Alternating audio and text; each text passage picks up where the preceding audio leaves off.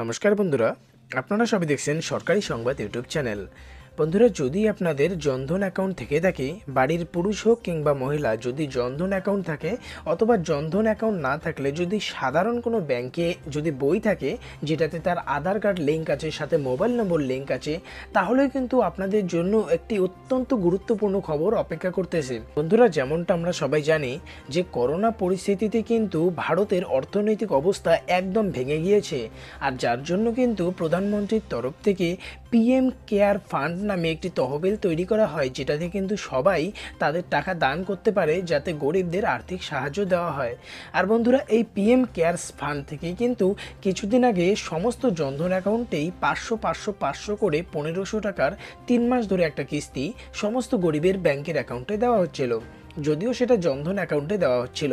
বন্ধুরা, শুধু জনধন অ্যাকাউন্ট না, এবার যাদের যাদের ব্যাংকের অ্যাকাউন্টে আধার নম্বর ও মোবাইল নম্বর লিঙ্ক করা আছে তাদের ব্যাংকের অ্যাকাউন্টে কিন্তু মোদী সরকার সরাসরি 10,000 টাকা করে পাঠিয়ে দিচ্ছে। বন্ধুরা, ইতিমধ্যেই কিন্তু পিএম কেয়ারস ফান্ড থেকে 21,000 কোটি টাকা তুলে নেওয়া হয়েছে, আর যেই টাকাটা সমস্ত গরিবের ব্যাংকের অ্যাকাউন্টে 10,000 টাকা করে দেওয়া হবে।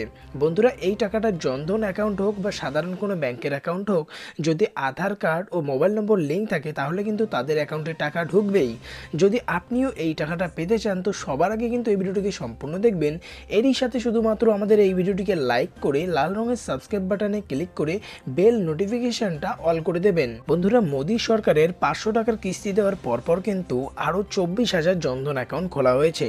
আর বন্ধুরা, অবশ্যই কিন্তু নিচে কমেন্ট বক্সে বলবেন যে আপনার জনধন অ্যাকাউন্ট আছে কি না, আর এরই সাথে আপনি কোন জেলা থেকে বলছেন আপনার জেলার নামটাও কিন্তু কমেন্ট বক্সে বলতে ভুলবেন না, যাতে রাজ্য সরকার এইসব দেখে বুঝতে পারে যে কি পরিমাণে টাকার চাহিদা রয়েছে আমাদের পশ্চিমবঙ্গে। বন্ধুরা, যেমনটা আপনারা দেখতেই পাচ্ছেন যে 1 টাকাও ছিল না যেসব অ্যাকাউন্টে, সেগুলি কিন্তু রাতারাতি ফুলে ফেঁপে উঠেছে।